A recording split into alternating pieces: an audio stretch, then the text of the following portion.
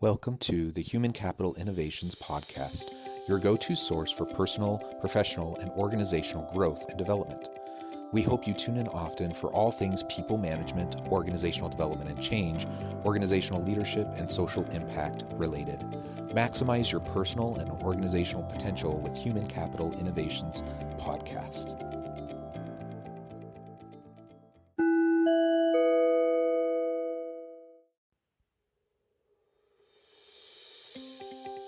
Welcome to the Human Capital Innovations Podcast. In this HCI Forbes feature podcast episode, I explore Amy Blaschka's recent Forbes article, "The One Thing That's Sabotaging Your Career Growth."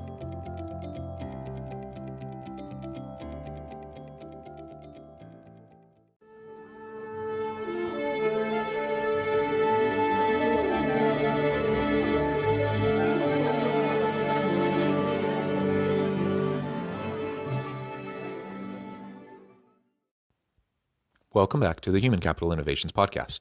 Thanks for joining me again today as I explore Amy Blaschka's recent Forbes video, "The One Thing That's Sabotaging Your Career Growth," as part of our Forbes feature podcast series.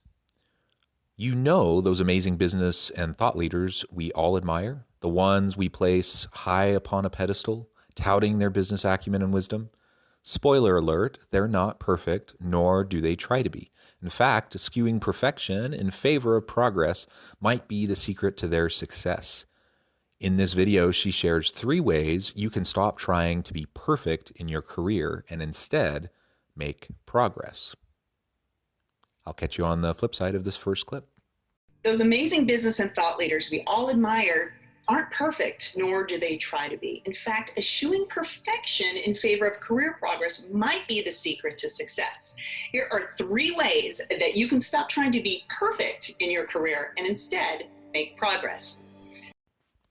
It really is important that we get rid of this notion of perfection, whether it's in our personal life or it's in our work life or, any facet of what we're doing.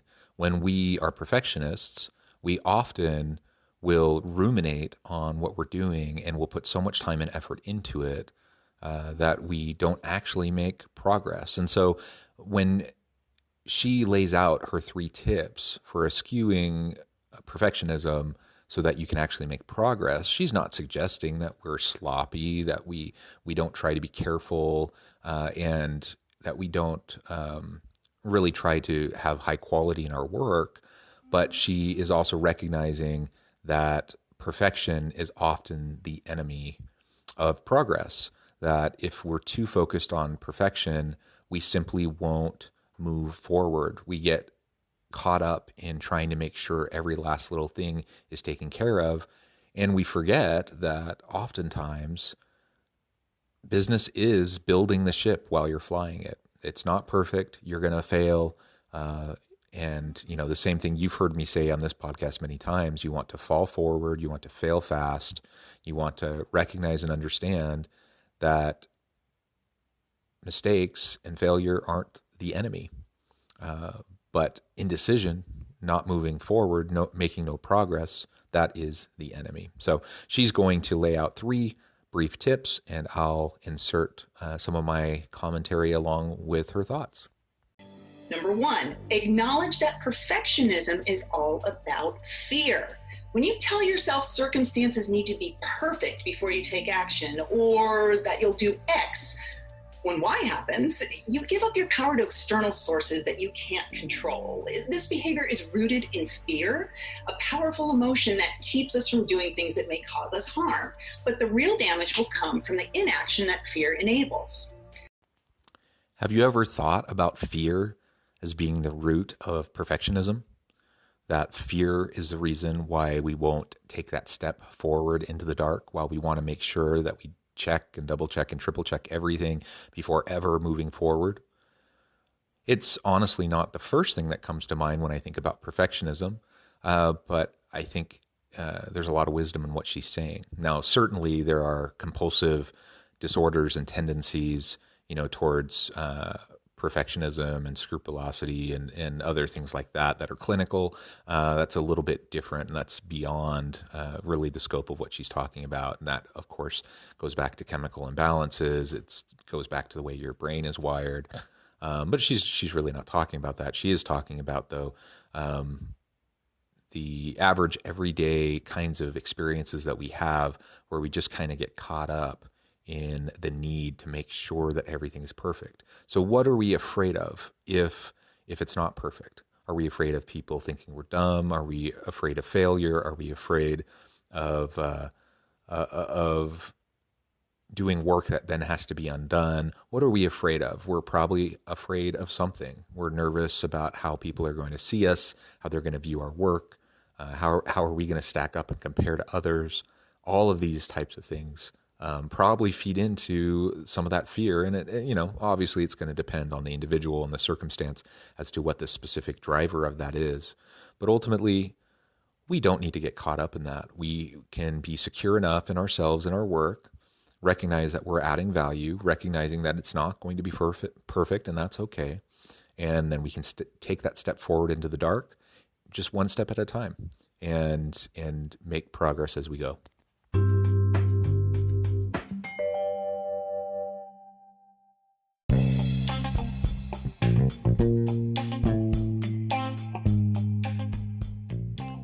I'm excited to announce the publication of my new book from HCI Press, The Alchemy of Truly Remarkable Leadership: Ordinary, Everyday Actions That Produce Extraordinary Results.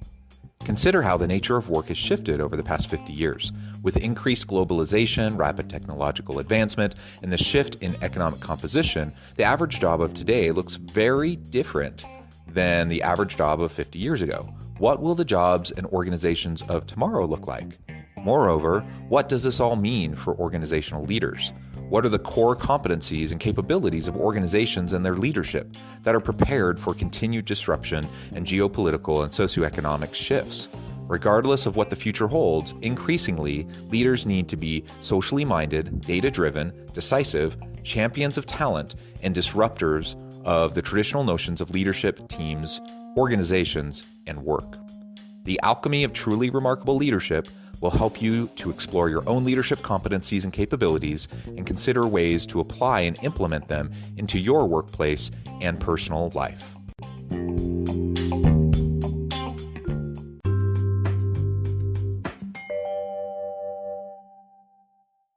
Number 2, reframe failure as an opportunity to learn. To achieve professional development, you must take risks, even if that means sometimes you'll fail.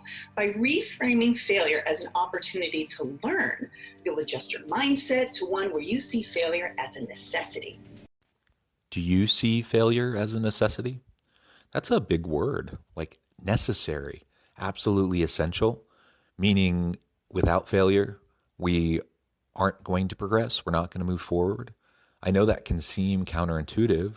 We're failing after all. We're expending time and resources, energy around something that doesn't work out. And I suppose if we frame it that way, then it does seem like a step back rather than a step forward. But if we can reframe failure as a learning opportunity, that we never let an opportunity pass where we can learn from those things that we're doing, whether it's success or failure. And often the greatest learnings come from the setbacks, come from the failures. So we need to see failure as a necessity. And if we see failure as a necessity, then by its very nature, we shouldn't be perfectionists. We shouldn't be seeking the perfect solution.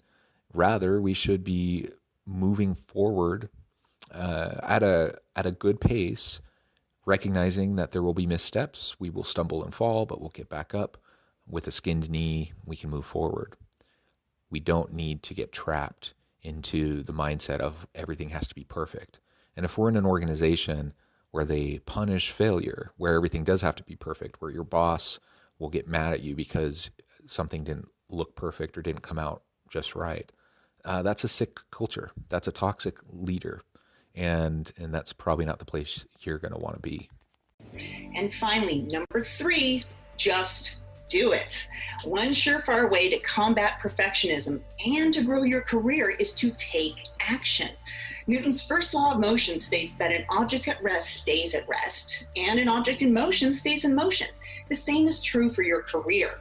If you want something you've never had, you have to do something you've never done. This may sound cheesy, just do it. But the reality is we do just need to get up and get going, get moving. It doesn't need to be perfect. We can stumble off the blocks. We may not be right on track and have to make a course correction, but we can't allow the fear of potential failure to paralyze us into indecision and to not even beginning. And oftentimes, some of the most difficult tasks that we have to perform, that biggest hurdle is really just getting going, because it feels so overwhelming, and we start to get so nervous about how to move forward, recognizing we don't actually have a clue what we're doing. And rather than putting in place a well laid plan and then just moving forward and making course corrections and adjustments as needed as we go, that's really what we have to be trying to do. So we just need to get going, get up, get moving. Don't be afraid of having some setbacks, and understand that starting and moving forward is really half the battle. A lot of us feel like we have to be perfect in our careers to get ahead, but the reality is progress is always going to beat perfection. Progress always beats perfection. Now, that's not to say you can get away with sloppy work, that you can get away without putting in the time and the effort. And that isn't to say that sometimes certain setbacks really can be a detriment to your career or to your future progression. But what's going to set you back more is never really trying to move forward and progress. If you become complacent, or you become too nervous about taking risks, too nervous and fearful about potential failures, that you never even get started and you don't get moving, then you're never going to progress, because there can be no growth where there is no learning, and there can be no learning where there is no failure. And you can't fail or succeed if you don't actually get started and get moving. So hang up that notion that you need to be perfect in what you're doing, or even close to perfect, and just get moving. Start setting a plan in place and try to learn from your setbacks, learn from your mistakes. Fall forward, fail fast, get up with that skinned knee, keep on moving, and before you know it, you will have a lot of great learnings, you will have a lot of great connections, you will have new insights, and you'll be able to progress in your career. For me, this has absolutely been the case. I make mistakes all the time. I do a lot of things quite well, but there's a lot of things I don't really know what I'm doing, a lot of things that I'm learning as I go. And you know what? That's half the fun, is that you just kind of figure it out as you go, and embrace the ambiguity, embrace the complexity, and lean into it. And that's what makes life and career growth fun. As always, thank you for joining me for this episode of the Human Capital Innovations Podcast. I hope you stay healthy and safe, that you can find meaning and purpose at work each and every day. And I hope you have a great week.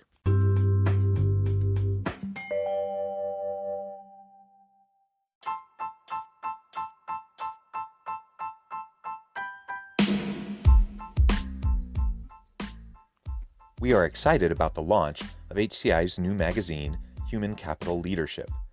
Human Capital Leadership is a free, interactive e-magazine designed to help individuals, leaders, and organizations find innovative approaches to maximize their human capital potential. We will be publishing issues quarterly in August, November, February, and May. Check out the first issue and let us know what you think.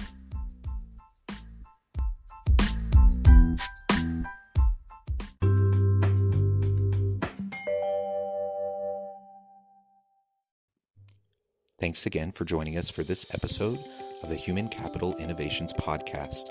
I hope you stay healthy and safe, and that you have a great week.